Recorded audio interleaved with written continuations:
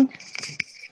I would like to call this meeting to order. Thank you for joining us during our weekly virtual MLS breakfast meetings.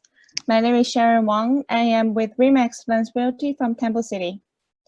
A few housekeeping tips. All participants will be muted upon entry, and should you have a question or a comment, please enter it into the chat box and the host will read it during the Q&A portion of the meeting.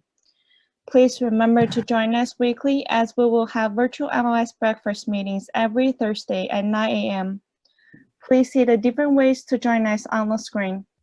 As always, this meeting is being recorded and will be available online on our YouTube channel, West San Gabriel Valley Realtors. A little about me. My name is Sharon Wang. I am with Remax Advanced Realty from Temple City, and I am your April MLS Monthly Program Chair.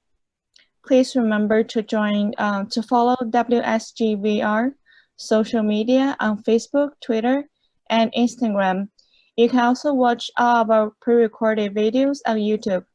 WSGVR now offers text message to updates. Text the word WSGVAR to the number 313131. Today's agenda will consist of our presence message given by our President, Mindy Ye, followed by a guest presentation of our Escrow affiliate panel facilitated by James Chen. The panel will consist of Jacqueline Cho, Alina Chu, and Amy Chung. They will cover COVID-19 updates from our Escrow affiliate panel. After the Q&A portion of the presentation, affiliates will give an update on lending, title, insurance, and home inspection. Now we will have our presence message. Mindy, are you ready? Mindy?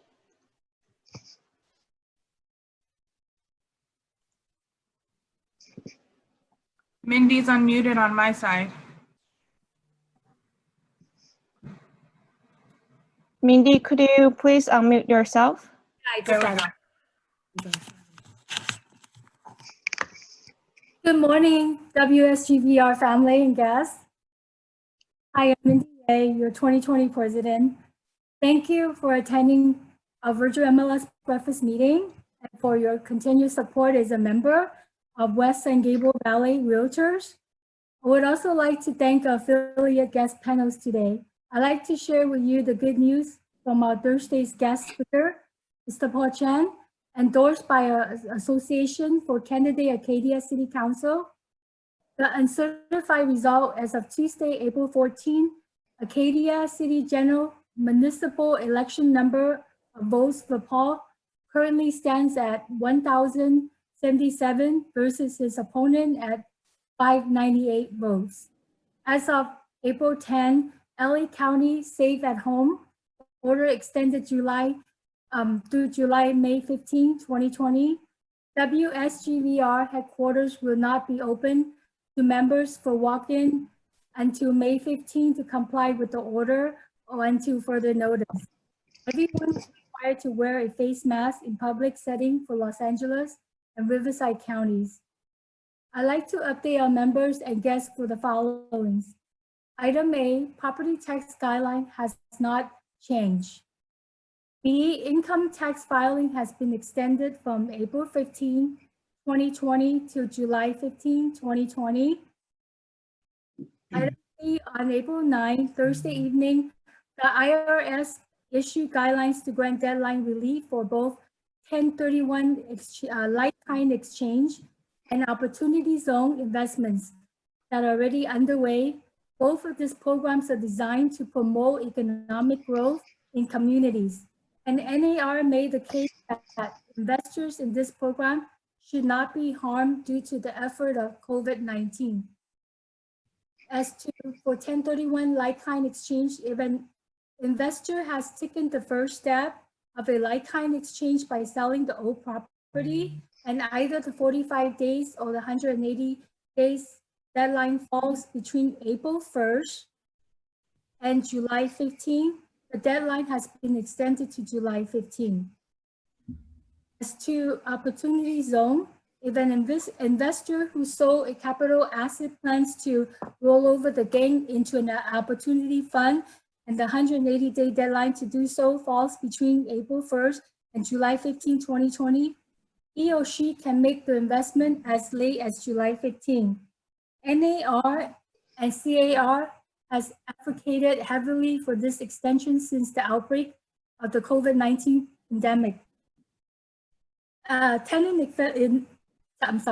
eviction restrictions. As of March 22nd, the 4 cities within our association have adopted COVID-19 eviction restrictions are as follows. Number 1, Alhambra, 2, Rosemead, number 3, San Gabriel, number 4, Temple City.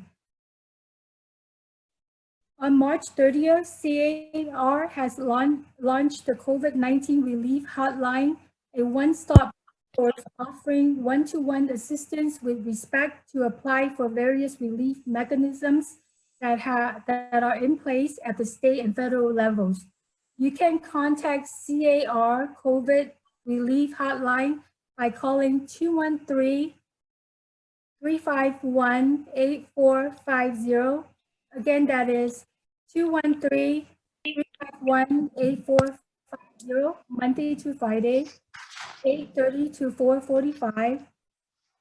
I hope you continue participating the social distance. Stay home, stay safe, and keep faith. Thank you for your attendance, and please join us next Thursday, April 23rd, 9 a.m. Our guest speaker will be Jeffrey Crane, Los Angeles County Tax Assessor. Thank you. Go ahead, Thank you, Mindy. Thank you, Mindy. Next, we'll have James Chen, who will introduce our guest speakers and the facilitate panel. James?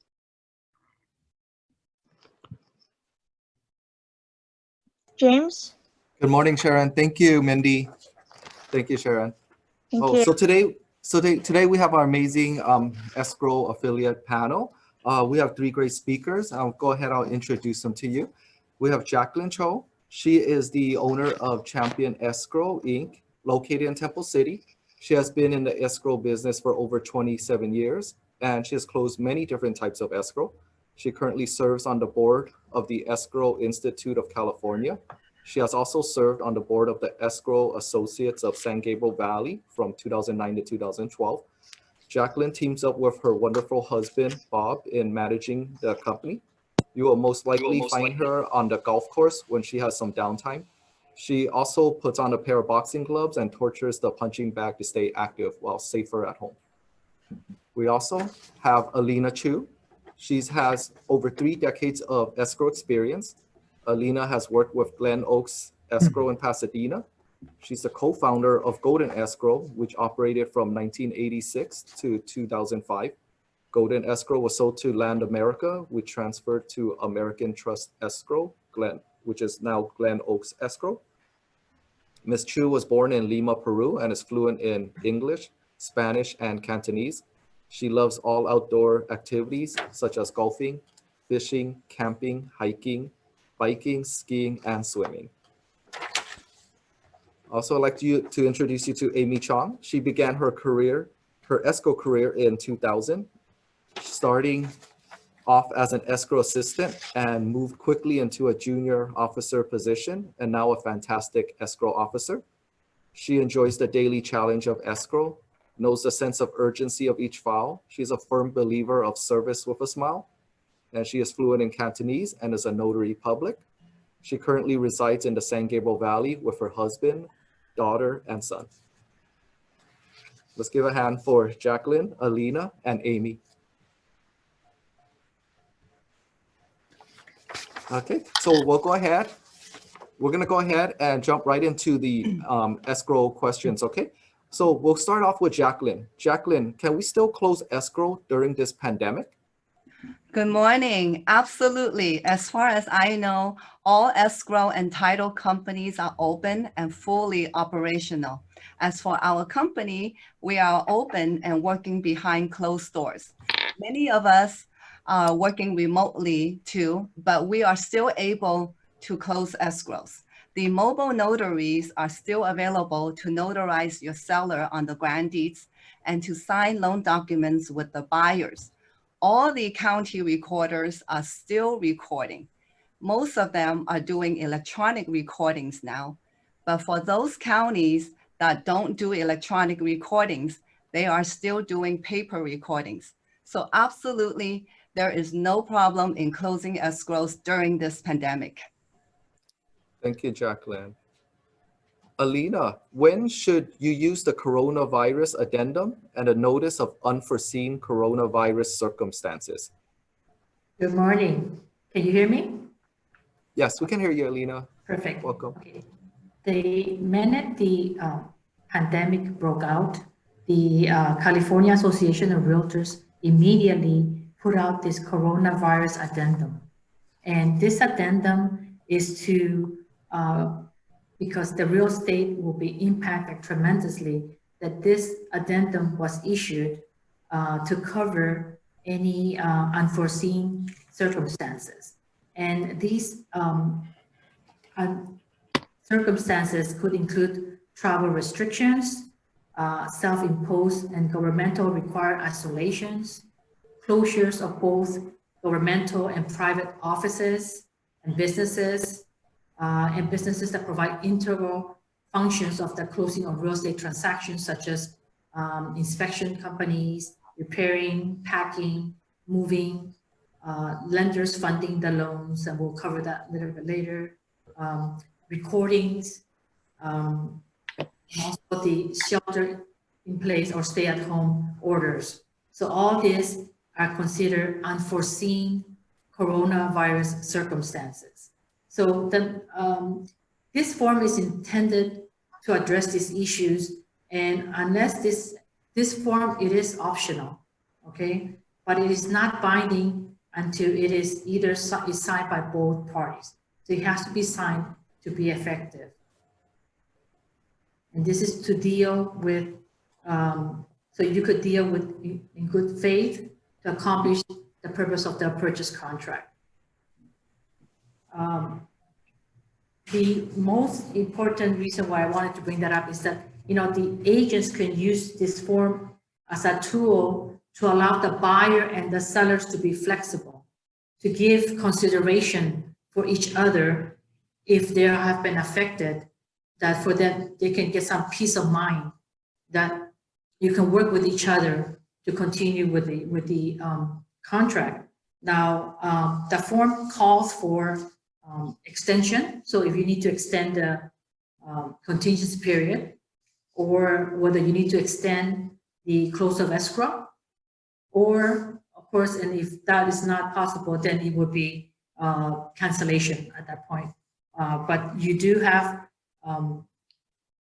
options that you can tell your clients that, you know, to be at ease, that you can enter into real estate transactions if you have this addendum signed.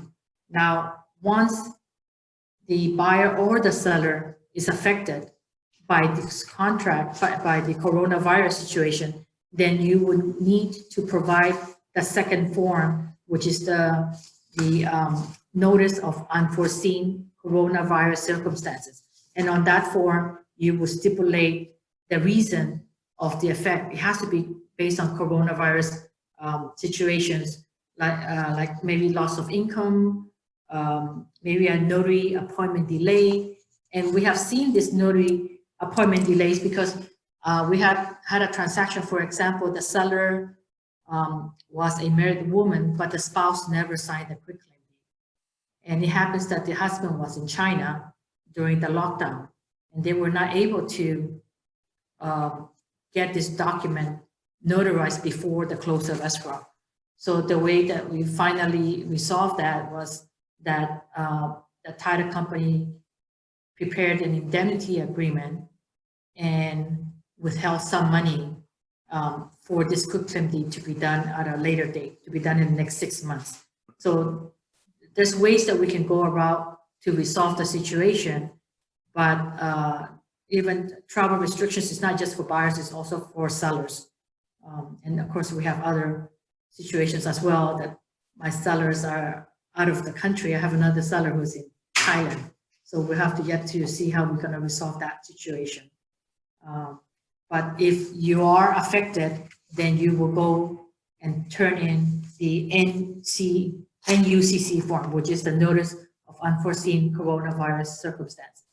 So put these forms to good use, and hopefully it can help you in your transaction. Thank you. Thank you. Thank you, Alina. Amy, what are some adjustments being made to keep safe and also get documents notarized for closing? Yes, good morning, everyone. So the notaries are, when they set up the signing, they ask the borrowers or the sellers, whoever they're signing, a few questions just to keep everyone safe from the COVID-19. Some of the questions that they ask is if they have any flu-like symptoms, if they traveled out of the country within the last 14 days, and if they came in contact with anyone that has the COVID-19.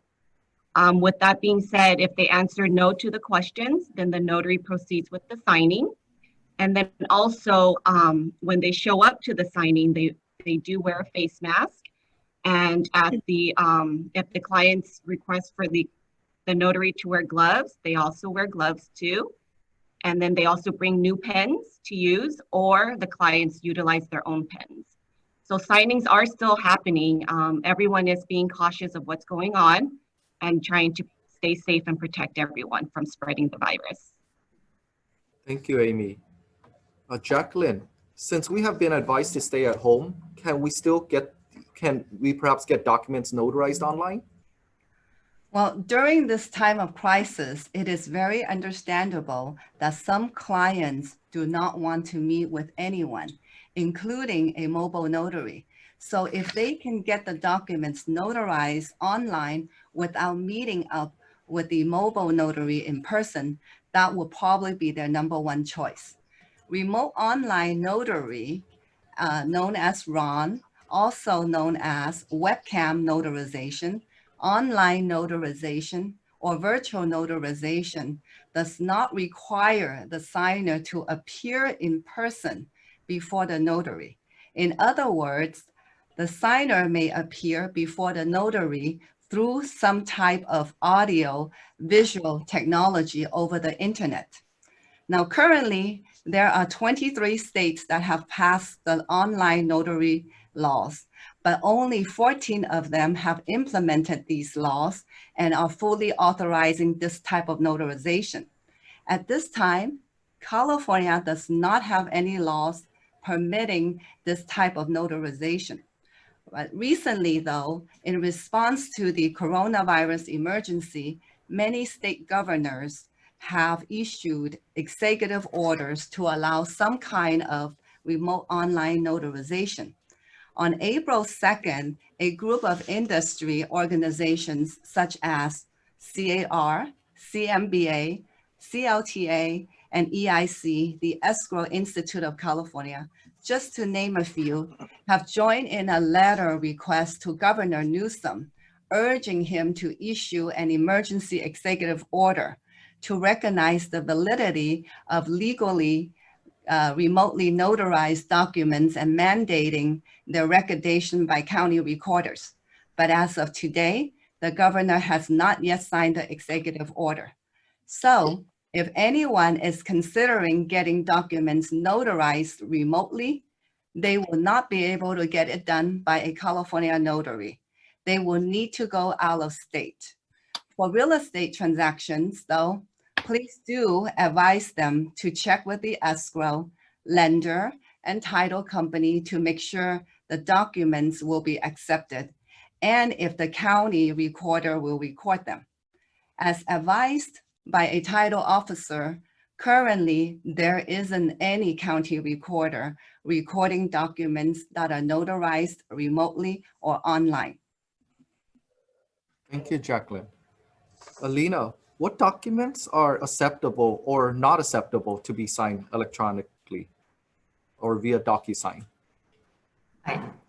Well, as you know, I've been in escrow for 3 decades, so I come from old school.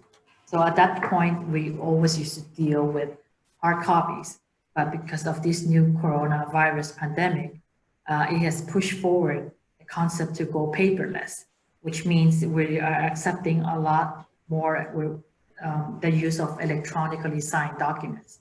And even nowadays, most purchase contracts are turned in, signed electronically, which is acceptable. So what we do is we also now issue our escrow packages sent via signed electronically. But the only items that cannot be signed electronically are the documents that require recordation. So for the buyers, that would be like the deed of trust, and even the preliminary change of ownership.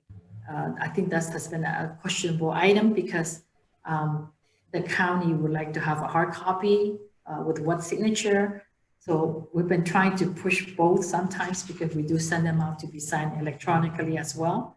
But hopefully, the county will not assess them a penalty for turning it in with electronic signature. But for the sellers, that would be the grand deed. There's many times or any affidavits, like affidavit death of a trustee or affidavit death of a joint tenants. Those have to be signed with wet signature and notarized. And reconveyance documents as well. So all those have to be wet signature and notarized. And I wanted to bring this up also because I also encountered a transaction where the lender was doing the funding conditions and the escrow papers were signed electronically and the lender requested the summary page. So I just want to be sure that if you are signing your documents via electronically, that you do retain the summary page handy with your transactions, because this lender would not fund the loan unless we turn that in. So we had to backtrack and find out who originated the signing for those documents to provide this summary page. Okay, and that's the reason why I wanted to bring up this subject. Thank you. Thank you, Alina. Amy, how can one prevent wire fraud? Yes, with everything going on, we would hate for wire fraud to cause a transaction to be delayed.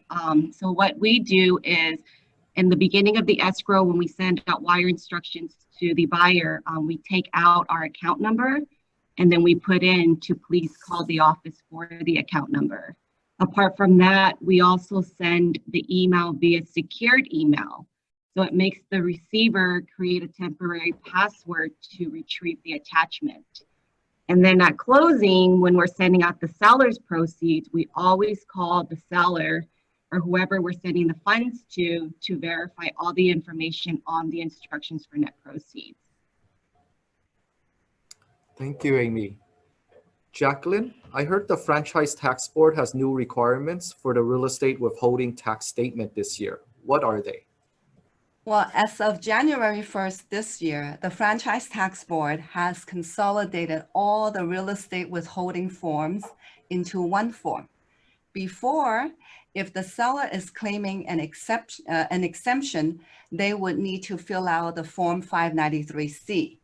And if they would be claiming a loss or zero gain, or has elected to withhold on the estimated gain, they would need to further complete the 593E. And then there was a different form if the transaction is an installment sales. So, but right now it's all consolidated only into one form. Now, also this year, the Franchise Tax Board is requiring all the escrow companies to turn in, to send to them a copy of the forms that the seller completed, even if the seller is exempt. Before this year, they would only require the form to be sent to them if there is a withholding required. So now, more than ever, the seller needs to make sure they complete the form accurately. Thank you, Jacqueline.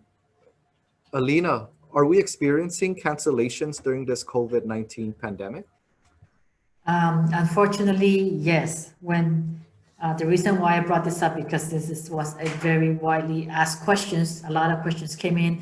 How are you coming along with cancellation? So there's a lot of people who were interested to find that out. And unfortunately, the answer is yes, we have been experiencing cancellations for numerous reasons. And I wanted to bring some of those reasons with you. We had a transaction that the escrow was already, docs were signed, ready to fund and close. And then we had this pandemic breakout. And what happened is the lender decided, the lender that was funding the loan, the investor, they backed out and they did not want to proceed with funding the loan.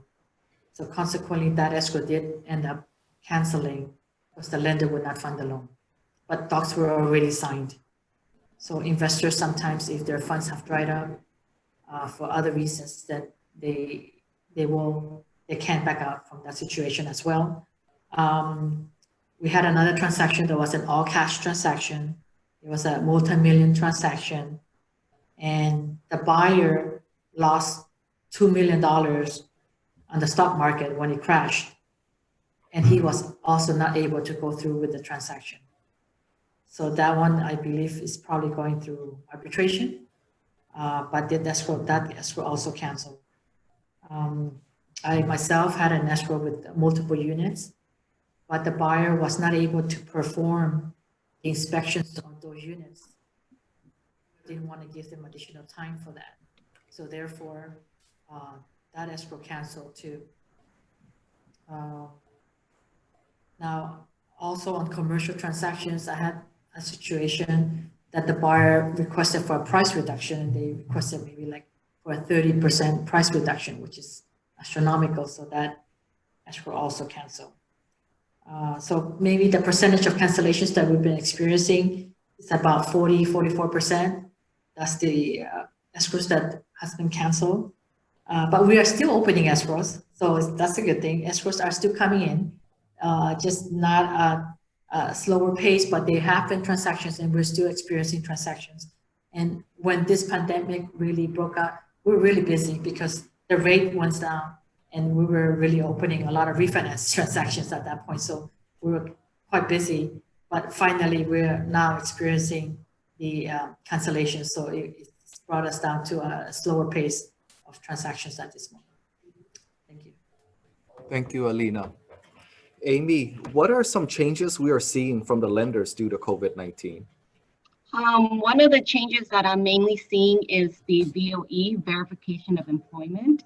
We did have one, it was with UWM. They have a certification form in there for the client, the borrowers to complete and to initial after every question to confirm that no employment has been changed, no change in pay, no cut, no reduced in their hours. And then we had another one just recently that they released docs to us, but the loan broker wasn't able to confirm the VOE. So they made us cancel the appointment until they got the verification. They weren't able to get the HR on the phone. So what this lender, the underwriter accepted a payment stub of the check and some other tax forms in order to satisfy the condition for the VOE. So that's mainly what we're seeing due to the COVID-19, because yes, a lot of people are getting laid off or their hours are getting cut or change of employment. So that really does affect the loan. So if everyone can keep in mind that if we you have current transactions that are moving to docs, that it's really important that you notify your client, your buyers, to update their loan officer, the agent, escrow, if there's any changes in that, so that we can be proactive and get the file closed. Thank you, Amy. And thank you, Jacqueline. Thank you, Alina. Great job, everybody. I'm going to go ahead, open up the floor to any questions. So I'm going to see if anyone's typing in.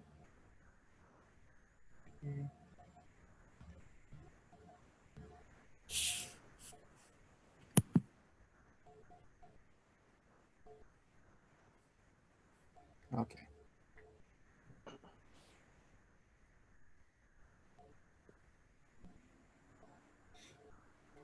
Okay, if there's no questions, let's give a hand for the amazing escrow panel. Next, we're going to go ahead and get some updates from our affiliates in lending, title, insurance, and inspection. So I'm going to go ahead and hand the floor over to Cosmos Sanchez from New AIM Funding.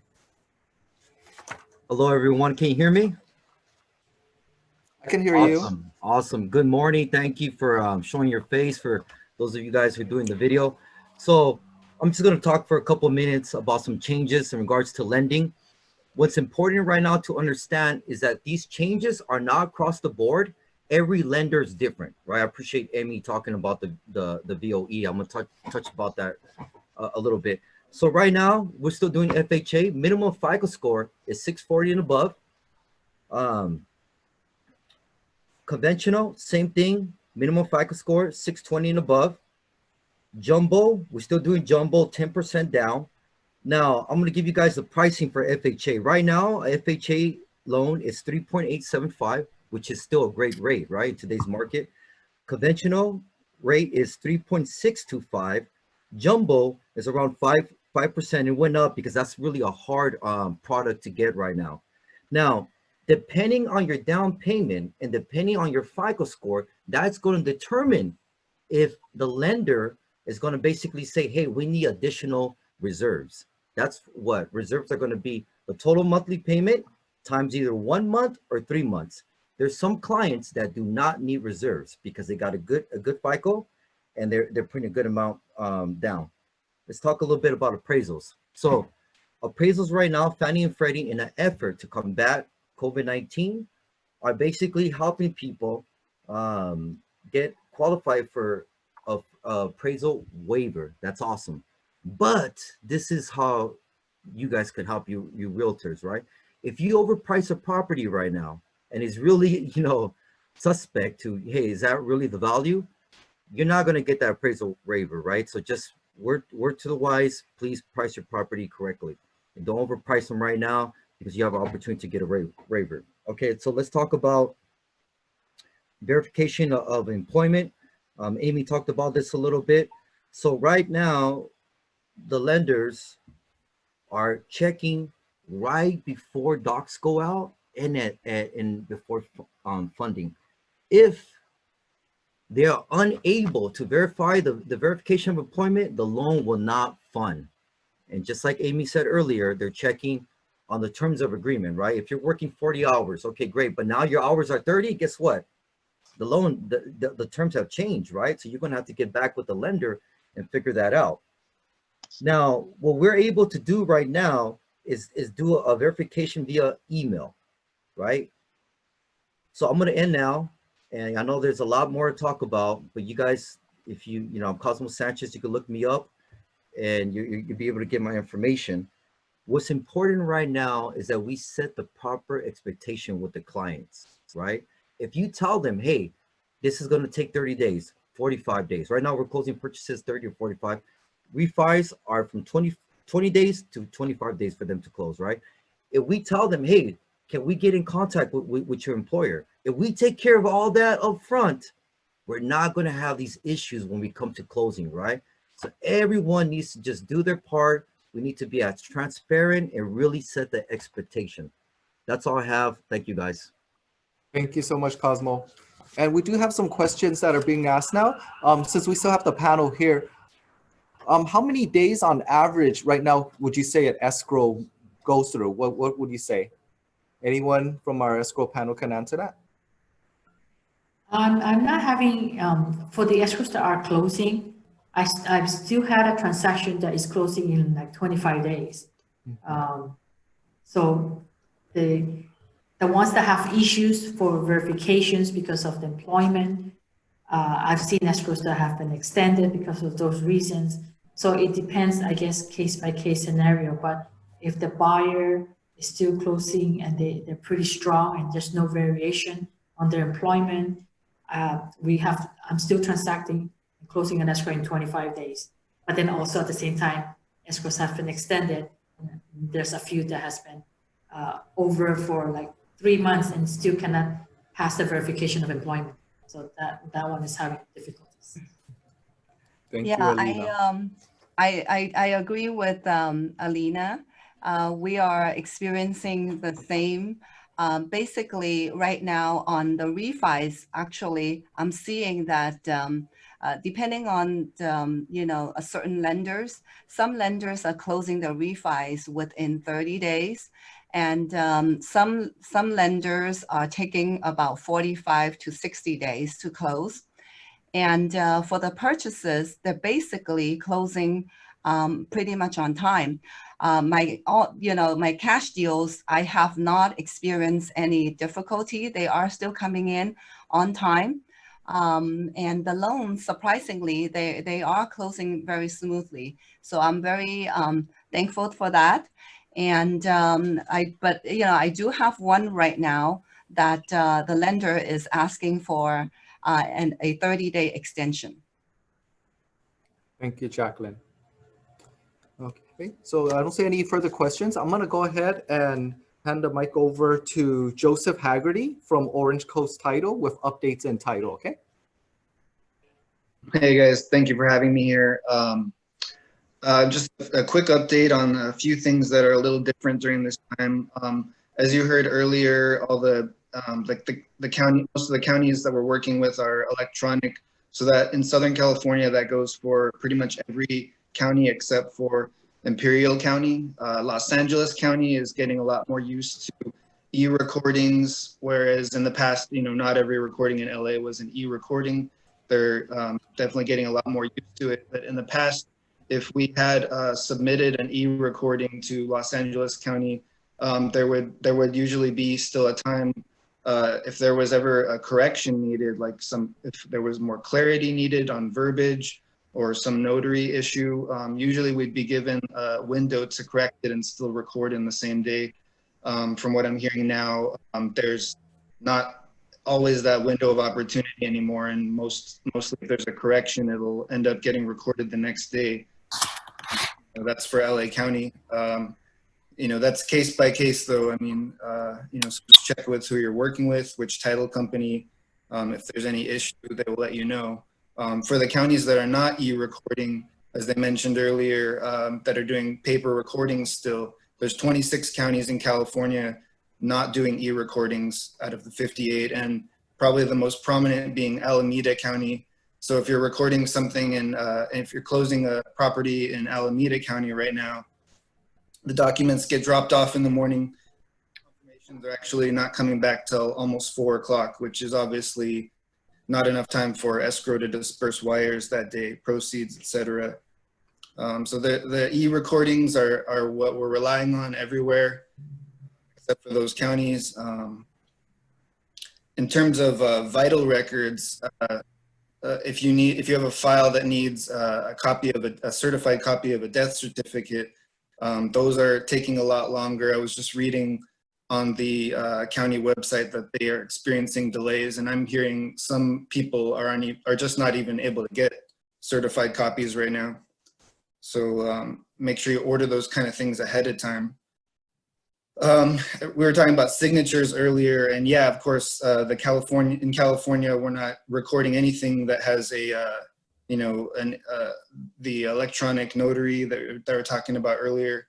In general, title companies don't accept DocuSign. I've worked for a few companies that pretty much all don't accept DocuSign. The reason for that is we want to be able to compare signatures. So if you have something that a title company needs signed but maybe not notarized, they still would expect you to probably sign a wet signature and send a scanned copy for review. So keep that in mind for signatures. In regards to liens, there's some difference with this, of course, as well. Demands for liens such as child support, state or federal tax liens, these are also taking a lot longer to receive because the court system is very understaffed right now with the lockdown. There's very little staff processing these demands, so make sure you order those ahead of time as well. If you have a judgment that would have expired after January of this year, normally, there's a 10-year period where the judgment could expire. Upon the time when a judgment expires, title officers are, their due diligence requires them to also investigate and make sure there's nothing ongoing with a judgment case before deciding to rely that it's actually expired. So that's not something that is that's exactly possible right now. You have to check with your title officer case by case, of course, but if a judgment would have expired this year, we can't do our proper investigation to make sure that there isn't anything ongoing. We can't confirm that there isn't anything pending because everything in the court system is slowed down, as I mentioned. So if you have any issues, obviously it's a case-by-case thing. Check with the title officer you're working with and ask them to work with you so you can close a deal. Most title companies, they all find ways, an indemnity agreement, holding funds, etc. If it's possible, it's obviously always case-by-case when that's the issue. With all this being said, communication is really important with the people you're working with. If you send an email to any title company, if you don't see the same proper response, or follow up with a call. I think we all need to practice really good communication right now to make sure that we get our transactions completed for our clients. Another thing I want to add, personal information. We're in a Zoom meeting right now, which is beautiful, and everybody is doing Zoom meetings and other types of meetings. Just want to remind you guys to be careful not to discuss personal or private information with your clients through Zoom or other types of webinars that don't have at least a password protection on the webinar. So the reason for that is because Zoom has had issues in the past few weeks with people hacking into people's webinars. So just make sure with agents, when you're talking to your clients or anybody else, don't have just normal Zoom meetings just to discuss your transactions. Make sure you have a private conversation with a password protected virtual meeting. And that's all I have. Thank you, Joseph. Great tips, sir. Thank you. We also have another question for the escrow panel. This question came in. Seller is a foreigner and going back to China. Any document to prepare before they leave to close the escrow? You can have the seller, well, if they're a foreigner, fill out a statement information. If the escrow is open, maybe you can have the grant deed notarized before they leave and fill out as much paperwork, the opening package as possible. If it's not an open transaction yet, maybe they can get with the escrow company that they plan on opening with and have them prepare some of the documents that will, be in all sellers package, such as the 593, the statement of information, the loan payoff information form, because sometimes you need an actual signature instead of an electronic signature. And I believe, yeah, that should be good. Thank you, Amy. Well, there is one more that the seller can also do. Maybe sign a power of attorney just in case if the deed that was signed needs correction, or if we hope not, but if there's a cancellation, then they can use it for the next transaction. Thank you, Jacqueline. I wanted to add to that, to make sure that the seller, if he's a foreign person, that he applies for his social security number.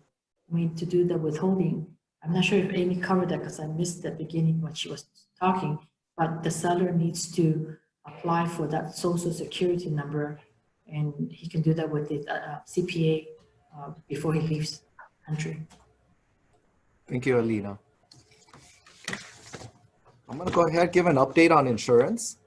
Insurance, there hasn't been much disruption in homeowners insurance. So the ability to acquire insurance nor shop lower rates, that's not going to be a problem right now.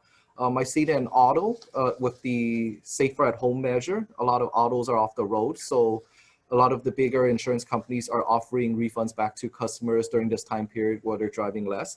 Homeowners insurance has not been as much interruption. So it's almost like business as usual for homeowners insurance, essential business.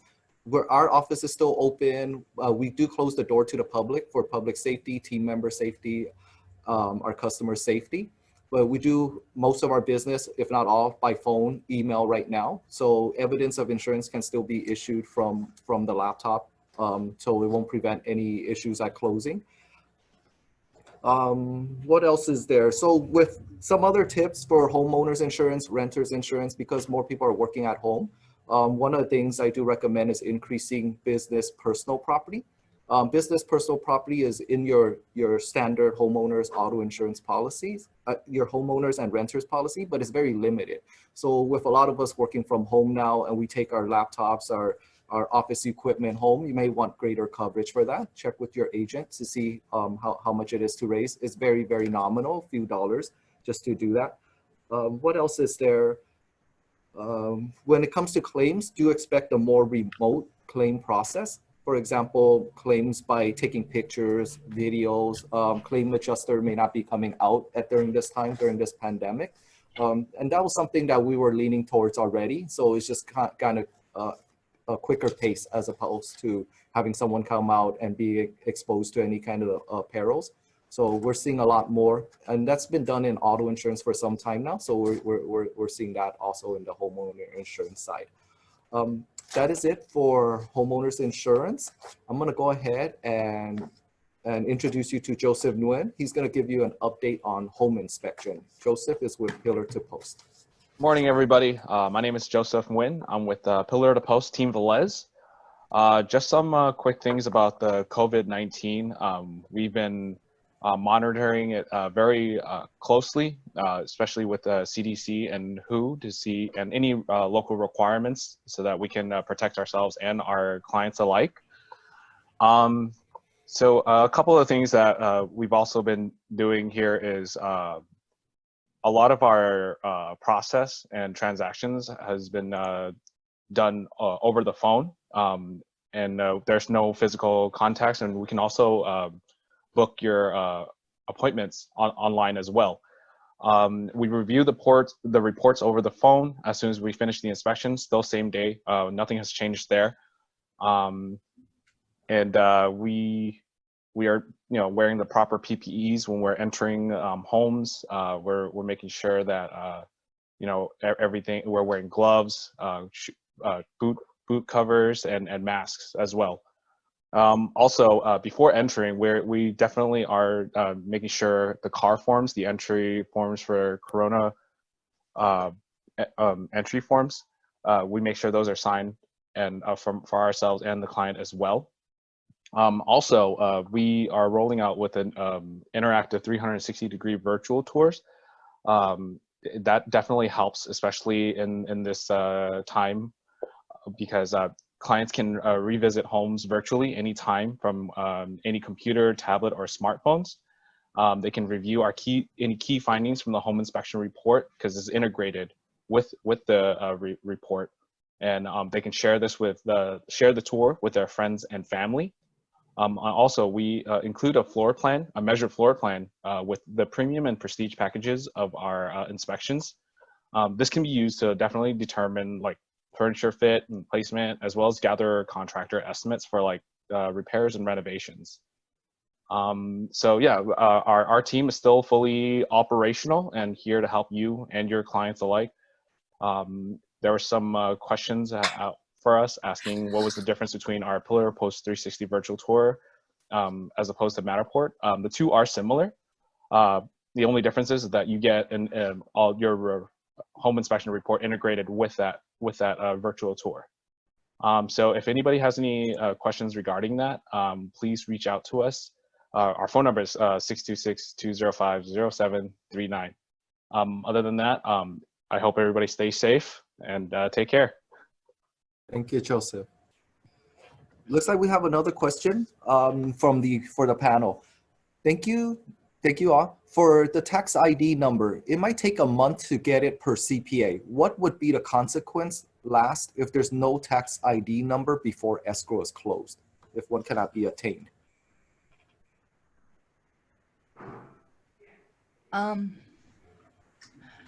If there is no ITIN obtained, we would still close escrow, and we will submit the withholding with or without that tax ID. Now, if there is a tax ID, of course, we would list that on the check and the remittance form. But if there isn't, then only the name goes on there, and we would indicate on there that it has been applied for. Thank you, Jacqueline. So if there's no further questions, thank you again to the amazing escrow panel. And thank you to our affiliates for the updates. I'm gonna go ahead, hand it over to Sharon for closing. Thank you, James. Thank you, everyone, for the useful information. Please support our affiliates in your transaction. We will have our next meeting on April 23rd at the same time at 9 a.m. Please join us at the same time. The next guest speaker will be LA County Tax Assessor by Jeffrey Prong. Thank you, everyone. Now this meeting is now adjourned.